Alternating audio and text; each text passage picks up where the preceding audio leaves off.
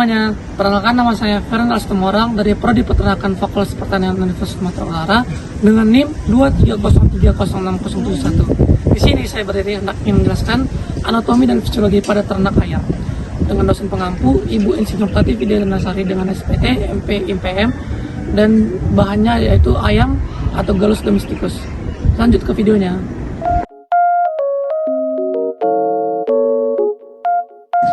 Baik, di sini saya akan menjelaskan pada bagian pertama, yaitu topografi bagian luar pada unggas.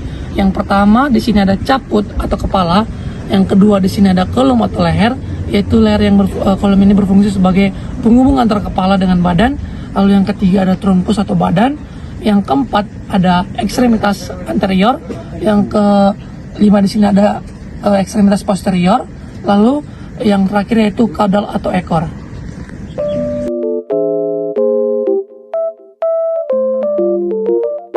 Baik, selanjutnya saya akan menjelaskan tentang anatomi pada bulu ayam. Yang pertama ada plumae. Plumae adalah bulu ayam yang berfungsi untuk menutup tubuh bagian luar ayam dan juga sebagai figur ataupun bentuk tubuh. Selain itu, plumae ini terdapat pada sayap, juga posterior dan juga pada ekor. Dan juga plumae ini ada bagian-bagiannya. Yang pertama itu ada namanya kalamus ataupun tangkai yang melekat pada bulu ayam. Selanjutnya ada vexillum, ada berbulae, dan ada racis. Selanjutnya ada bulu yang kedua yaitu plumule. Plumule ini terdapat pada bulu-bulu yang sedang mengeram ataupun terdapat pada unggas-unggas ataupun ayam yang sedang mengeram. Tugasnya itu untuk menghangatkan tubuh ayam yang sedang mengeram. Selanjutnya filoplumae. Filoplumae ini berbentuk seperti rambut dengan tangkai daun, dengan tangkai bulu yang panjang, dan juga filoplumae ini terdapat ada berbulae dan vexillum. Sampai saat ini fungsinya belum diketahui.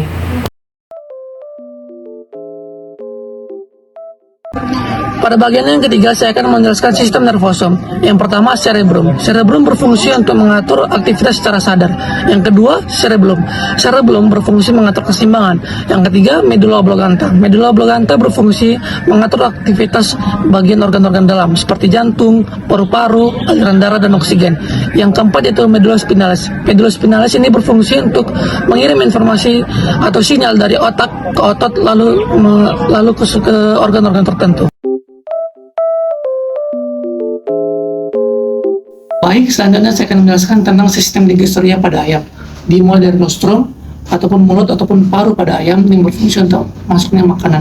Lalu yang kedua ada esofagus, di mana di esofagus ini merupakan ada gerakan peristaltik, di mana gerakan mendorong makanan ke organ selanjutnya. Lalu ada crop ataupun pembolok. Crop ataupun pembolok ini merupakan tempat penyimpanan makanan sementara, di mana di crop ini akan menghasilkan kelenjar getah yang akan membantu pencernaan. Selanjutnya ada proventriculus. Di proventriculus merupakan tempat pencernaan makanan secara enzimatis. Nah, proventriculus ini akan menghasilkan asam ataupun pepsinogen yang membantu pencernaan makanan lebih alas lagi.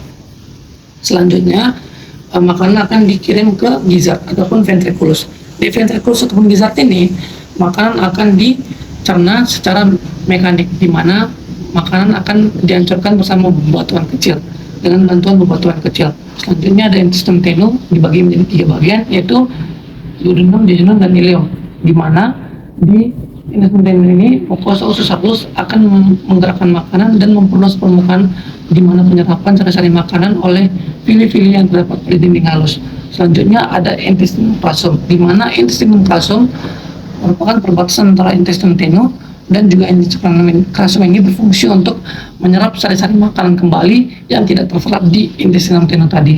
Selanjutnya di sini ada kolon ataupun rektum, di mana kolon atau rektum ini berfungsi untuk penampungan makanan sementara sebelum dikeluarkan. Lalu di sini ada usus 12 jari, dan di sini ada kloaka, merupakan tempat pengeluaran feses.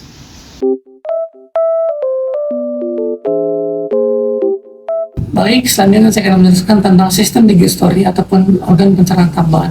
Yang pertama itu ada hati, di mana hati ini berfungsi untuk menghasilkan cairan berwarna hijau kuningan yang berfungsi untuk mengemulsi lemak. Selain itu, hati juga berperan untuk detoksifikasi racun dan juga penyerapan vitamin ataupun karbohidrat. Yang kedua ada pankreas, di mana organ ini berfungsi untuk mensekresikan cairan pankreas. Yang kedua selain itu juga untuk menghasilkan enzim yang mendigestori karbohidrat, protein, dan lemak.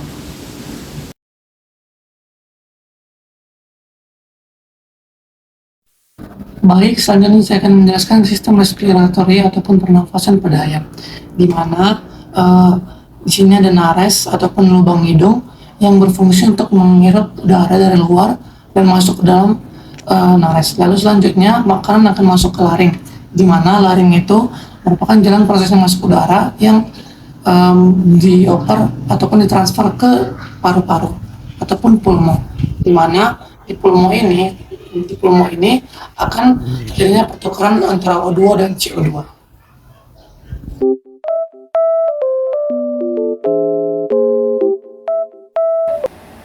Baik, selanjutnya saya akan menjelaskan tentang sistem sirkulatoria ataupun sistem sirkulasi. Adapun 3 organ yang terlibat dalam sistem sirkulasi yaitu yang pertama jantung, yang kedua darah, dan yang ketiga pembuluh darah. Adapun 2 mekanisme yang terjadi ketika proses sistem sirkulasi, yang pertama inspirasi. Darah dari paru-paru dibawa oleh vena pulmonalis menuju arteri sinister, kemudian dilarikan ke seluruh tubuh melalui aorta. Darah pada inspirasi ini biasanya mengandung banyak O2. Dan yang kedua yaitu ekspirasi, adalah darah dari seluruh tubuh dibawa oleh vena cava menuju arteri dexter, lalu dialirkan ke paru-paru melalui arteri pulmonalis. Biasanya dalam ekspirasi darah kaya akan CO2.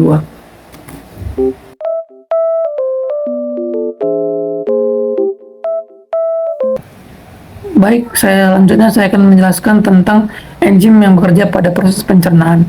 Yang pertama itu enzim amilase. Enzim amilase berfungsi untuk memecah pati ataupun karbohidrat menjadi glukosa ataupun gula. Yang kedua enzim pepsin. Enzim pepsin ini berfungsi untuk mengubah protein menjadi asam amino, sama seperti dengan enzim tripsin. Yang ketiga enzim lipase. Enzim lipase ini berfungsi untuk mengubah lemak menjadi asam lemak ataupun glycerol. Dan yang keempat itu enzim maltose. Enzim maltose ini berfungsi untuk memecah maltose menjadi glukosa.